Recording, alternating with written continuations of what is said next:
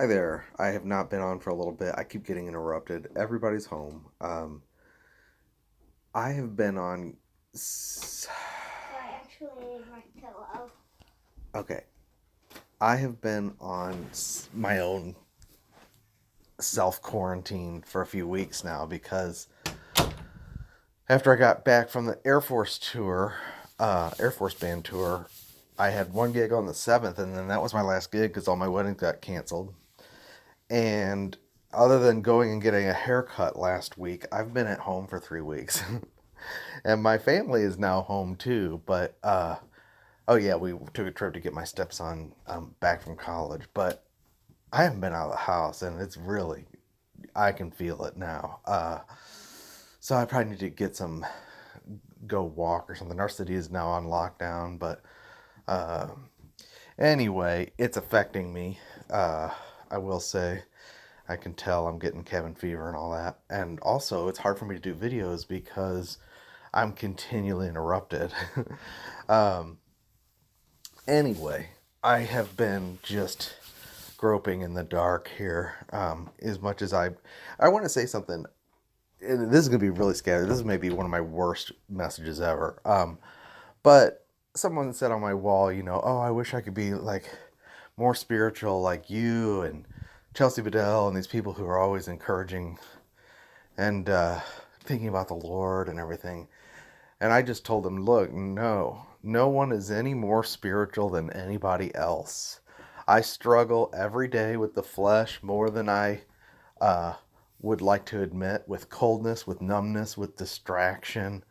I get on here and I encourage people in the Lord because that's my food.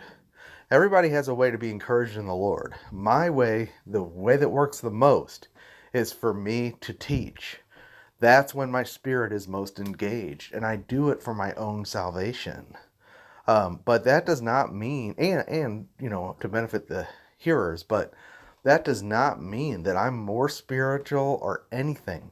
I can describe, God gives me a gift to articulate truths from the Word and break them down, and so that we can see the same thing together.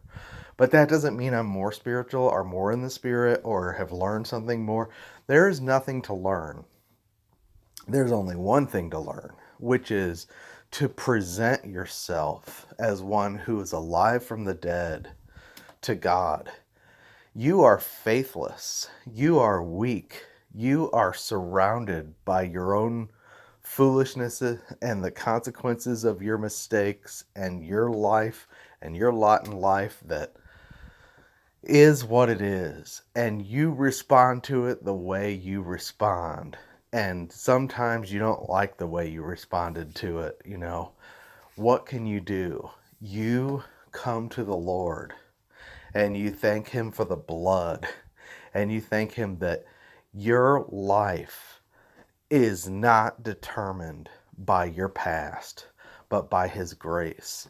And that's what it means to present yourself as one who's alive from the dead. That's what it means to be renewed.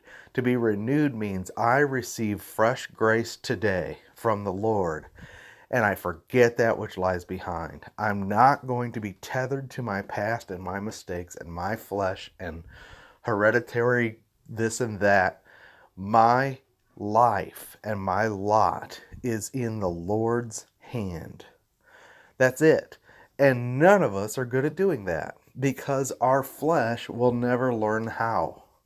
Our flesh does not learn spiritual lessons. Anything you've learned that you think you know as a principle that you can do it again today because it worked yesterday, that's not going to work. You have to come to the Lord. I have to come to the Lord fresh every day in a position of need. And I always say the hungry he fills with good things, but the rich he sends empty away. We don't come to him with an accumulated record of our experience and then based on that add something new to it. No, we put off our old man. We put off the past. We put off the flesh. We put off our record in the blood of Christ, the good and the bad, and we receive fresh from the Lord. And none of us knows how to do it. None of us knows how to do it. Preaching the gospels to yourself works, but sometimes it doesn't. And what I mean by that is, I'm a strong advocate of preaching the gospel to yourself, to fan your spirit into flame and bring yourself into a realization of everything you have in Christ, so that that becomes more real to you than your own thoughts, But there are times when you just can't seem to do it. Last night, I was groping in the dark. I was feeling that the Lord was just far and spiritual truths were far away from me, and I had so little strength and felt so numb, and I'm trying everything. I'm listening to Psalms and YouTube videos, and I'm trying to sing, and I'm reading and praying, and nothing's working. Nothing. Preaching the gospel to myself, nothing. I'm numb and tired and worn down and in a bad mood and surly and offended, And finally, I just presented myself as one who's alive from the dead to God, believing that I live to God in Christ and that I'm crucified with him, and that my past is on the cross, my flesh is on the cross, my feelings are on the cross. Nothing changed, but it at least allowed me to get back to sleep. Or seemingly nothing changed. See, we look to our feelings and we say, well, I'm not feeling like I'm in the Spirit. I'm not feeling like I'm encouraged. I'm not feeling like I'm watered or refreshed. Therefore, I must not be. I still feel dry. No. We present ourselves to God in faith. By faith. And faith is not based on what we see, but what we believe to be true from the Word. And so I present myself as one who's alive from the dead. I believe I was baptized into the death of Christ. I believe that God is not considering my past. God is not considering my record. God is not considering my performance. God is not considering my ability or my faithfulness. He is considering Christ. And the life that I'm to live is by faith in the Son of God, who loved me and gave himself for me. And it is to be no longer I, but Christ who lives in me.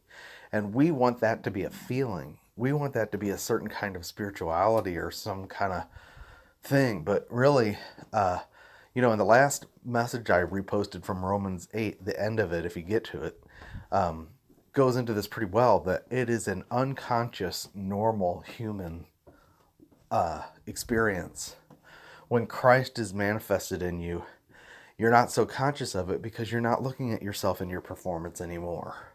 You just have a sense of no condemnation and you have a sense of peace. Good enough. If you have peace with God, that's as good as it gets in some ways. I mean, yes, there's rejoicing with joy unspeakable and full of glory. That happens sometimes too. But sometimes it's good enough to just have peace. No condemnation.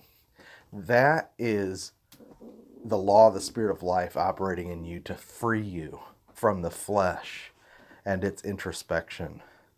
And then you are producing fruit during that time, whether you know it or not. God sees, God knows. And it's not you producing the fruit, it's Christ in you. If you have a heart that's at rest in God, then Christ is flowing. No one can have peace with God without a miraculous work of God in you. He supplies that through the life of Christ. It's the law of the Spirit of life in Christ that sets me free from the law of sin and death. Sin and death, that law, is me struggling and trying to get peace with God and get right with God and feeling condemned, feeling like I'm coming up short, feeling like I don't believe enough, feeling like I can't make it, I can't do it, right? If you are finding that you are absent that struggle and you have peace with God, it is a miracle of the working of God in you. And you can trust that you're walking in the Spirit. It just doesn't look as sensational as we want it to. I know I'm all over the place. I haven't done a video in a few days, and I'm just pouring out. So I presented myself last night, at the end of a couple hours of trying to get in the spirit, so to speak, because this is what the flesh does. I know about resting in Christ intellectually, but my flesh cannot learn that lesson. My flesh will always struggle and strive and come up short. And then it takes a work of God to bring me to rest and to put me to an end so that He can be everything. And so finally, I just said, God, I just surrender myself to you. I don't know, anything. But I know that I'm alive to God in Christ Jesus. And you're alive in me. And this is really important right now because the scenario that's unfolding prophetically isn't making any sense to me. And I'm very intellectually oriented. And I like to have things figured out. And, on the one hand, we could be locked down for 18 months. On the other hand, everybody is now starting to trumpet. Oh, we could get the economy spun back up. Let's just get back to work. And we'll have herd immunity so that the strong will prevail and the weak will die. And this thing's going to run its course anyway, right? Well, then you go, well, how are they going to know who is safe to go to work and who's not? Oh, well, we'll have ID 2020, and we'll have people tested and they'll wear this mark to show that they're immune and not carrying. And you go, well, that sounds an awful lot like the mark of the beast, right? But the problem with that is that the mark of the beast doesn't happen until the false prophet demands that we all worship Antichrist. And I don't believe that can happen while the church is here. And I also don't believe it happens until the midpoint of the tribulation. So what's happening is that we're seeing the blurring of lines to where it's getting confusing. This Rabbi Kaduri prophecy thing, I think it's very interesting. But I always understood the war in heaven to be at the midpoint of the tribulation. That's when Michael, your prince, stands up. For Israel's prince, that's when he stands up in heaven and Satan is cast down, and then Antichrist is manifested in his second unveiling as the man of sin in the temple. And the Jews are finally realize this is not their Messiah, and they flee. Well, again, it's like the way things are being set up is trying to make it look like we're at the midpoint of the tribulation, and we're not. And there's people who are adopting that view, and this idea that that the coronavirus is a judgment because of the peace plan sounds an awful lot like the Revelation 6, which again, I don't believe we're here for that. So what do you do with all that? Well, you say, well, possibly man is orchestrating a deception by deliberately trying to make it look like prophecies are being fulfilled. And it's going to if we go back to normal and the economy, if we go back to normal and people go back to work, first of all, it'd be a very, I think, immoral thing to do. On the other hand, I get it, because if this thing's going to do what it does anyway, then if you shut down the economy, you shut down the infrastructure, which is very dangerous too. We're not communist China. You can't force people to work at the electric plant. You can't force utilities to run unless you take them over by the military. So it is very dangerous to have an economic shutdown in a free enterprise, supposedly capitalist society. Anyway, if we go back to normal and we just go back to work, I think the economy would have a euphoric bounce back, which would be ridiculous. And I think a lot of Christians would be disillusioned. Also, Christians would be afraid of this alliance ID 2020 and think it's the mark of the beast, which, I believe it's a precursor, but I don't believe it's the thing. And what if you do take it? Then all the Christians will say that you lost your salvation and you're not worshiping Antichrist. The whole thing is a mess. So the point I'm saying is that if you try to think this thing through, it's really messing everything up. There's a strong, and I've said this, that's why I'm in John, or at least I've been in John so far.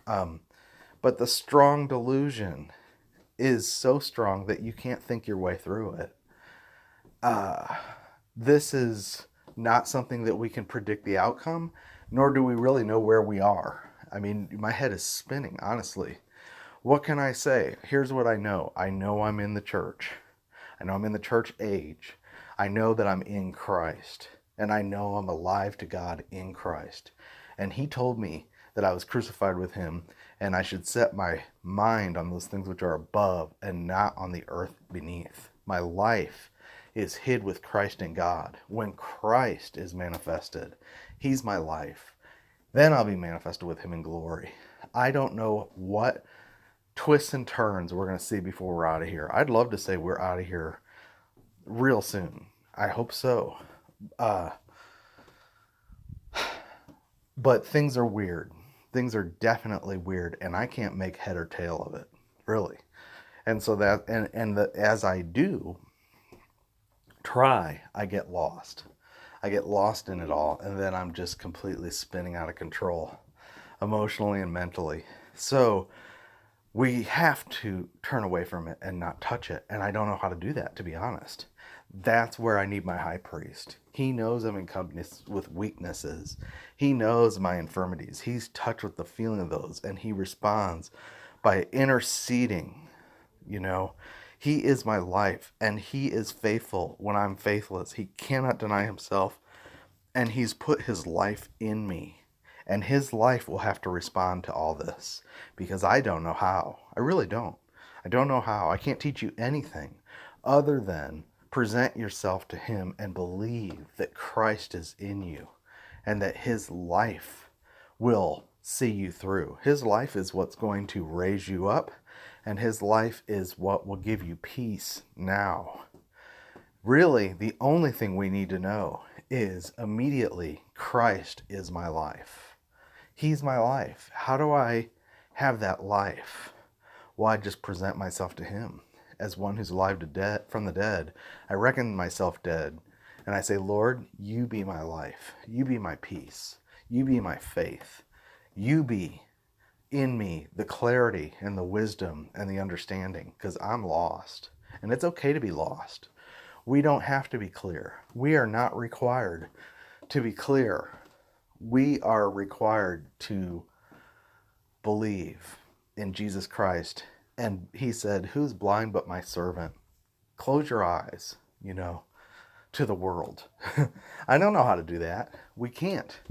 We have to live, and we have to know what's going on. I mean, just practically, do I stock up? Do I reschedule my weddings? Do I refund deposits? All that stuff. We have to deal with this life, but we are not equipped because the whole thing is falling apart. So what do we need? We need Christ. We need him to be everything. And we need to live by faith in him.